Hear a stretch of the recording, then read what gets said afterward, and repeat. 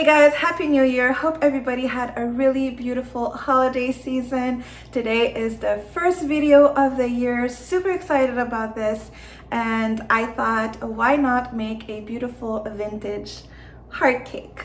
So if you guys are interested on seeing how I made this beautiful buttercream cake, well, keep on watching.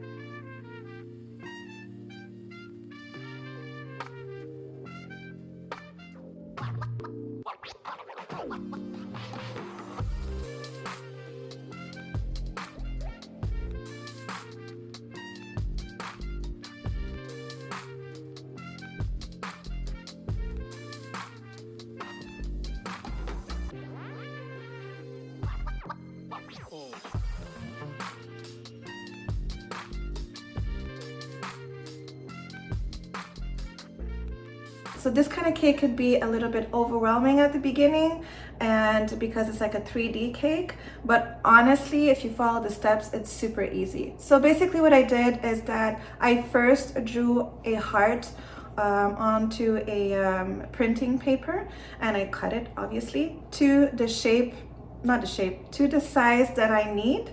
So in my case, I was doing a 10-inch cake. and it was a pretty high cake.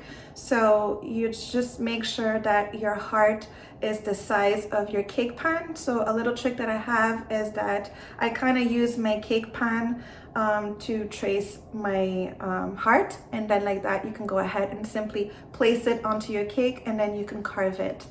I don't know if you guys noticed, but it was very easy for me to carve. The reason why is because my cakes, all my tiers were frozen.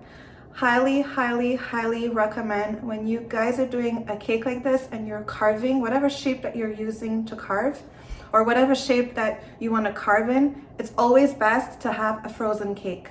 So like that, you're just going to carve, and it's not going to be crumbly. If your cake is not frozen, it will be crumbly, and it might even like break in places that you don't want it to break. So for the color, I use pink by Sweet Apolita. You guys know it. I love Sweet Apolita. By the way, if you guys are interested, their whole entire website, if you use my code Liliana Springs 15, you'll get 15% off. The promo code will be in my description box of this video. And so basically what I did is that I colored my buttercream, and then I did my crumb coat, pop it in the freezer 5-10 minutes, and then did my second coat. The client didn't want any special flavor, so everything was like simply vanilla buttercream, so it was easy like that. But if you are doing something more like on the softer side in the middle, always do a rim, or else your cake is just going to, yeah, it's not gonna stay still or stay stacked together. So once you covered your entire cake with buttercream, what I did is that I used this here. This is a must in my life, because I find, and by the way, okay, there's like lines here. So if you want it bigger, you can go here, here, here. So the reason why I say it's a must is because, as you can see, there's little thingies here. Sorry, I'm looking for my words, but they have these little things right here. So when you poke it to your cake, it will create little creases. So it makes your life so much easier once you want to pipe, because you know where you're going. So yeah, I'm not that great of just piping freely like that. So I know there's a lot of bakers that just take the, they go. Me, no. So I need like tools like this to help me out. So this is a great, great, great tool. And by the way, I will try to link everything in my description box also of this video. Sometimes it's difficult to link things because I post videos and I show tools and then they just sell out. So, but hopefully it will still be available. For the piping tips, it really depends on the look that you want to create. But I really like, example for the top and the bottom, I really like Wilton 1M, the star. And then what I like to do is actually use like a mini one, which is, this is not by Wilton, it's like number 8, but honestly, I don't know. Just like a normal mini star will do. So you have like this. So I kind of like to go with the same style. So if you're going large, then the smaller one would be at the bottom, which really gives like a really nice, cute look. And then there's also another one that I like is 6B. I like this one. This is different. And then you have also Atico 866. Which is like, see, like this one is going like this, and this one is more like, yeah, like that. So these are cute too. And once again, I would use the tiny one also. But this is really up to you. I would highly suggest you piping first on a parchment paper to see the effect. And then you can go ahead and then pipe. And that was it. I really hope you guys enjoyed the first cake of the year, a beautiful buttercream vintage heart cake, because I love you guys so very much. I wish you all a happy 2024. I wish you all health, and especially health, good health and peace, and see you in the next one.